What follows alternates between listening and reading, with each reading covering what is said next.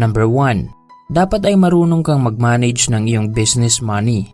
Palagi mong tandaan na kahit gaano pa ka-in-demand ang iyong produkto o kahit malakas ang benta, ang iyong tagumpay sa pagnenegosyo ay nagmumula pa rin sa iyong kakayahan na mag-manage ng pera. Kailangan mong i-reinvest ang majority ng iyong income para patuloy mong mapalaki ang iyong negosyo. Kung nagsisimula ka sa 5,000 pesos na kapital at balak mo itong palaguin, kailangan mo lang maghanap o gumawa ng produkto na pwedeng ibenta.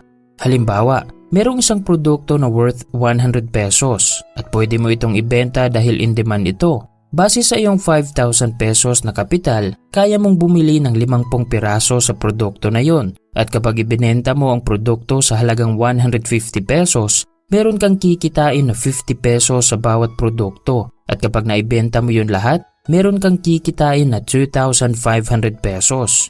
Kung idadagdag mo ang iyong kita sa iyong unang kapital, meron ka ng total of 7,500 pesos na kapital at kaya mo nang bumili ng 75 pieces ng produkto na pwedeng ibenta.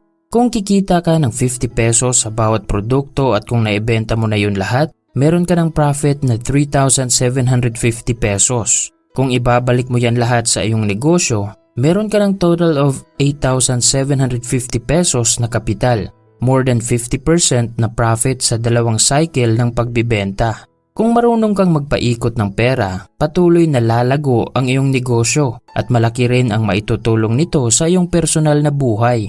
Aside sa pagpapaikot ng pera, kailangan mo ring i-separate ang iyong personal na pera at pera sa negosyo. Ito ay para maiwasan mo ang mag-mismanage at para maging aware ka kung magkano ang pera na umiikot sa iyong negosyo. Madalas kasing nangyayari sa mga small business owner ay kukuha ng pera sa kanilang negosyo at gagamitin sa personal na pangangailangan. At ang ganitong practice ay isa sa mga dahilan kung bakit mabagal ang paglago ng kanilang negosyo. Kung hindi ka marunong mag-manage ng pera, mapapersonal o business man yan, hindi ka rin makakagawa ng pagbabago sa iyong buhay at hindi mo rin mapapalaki ang iyong negosyo.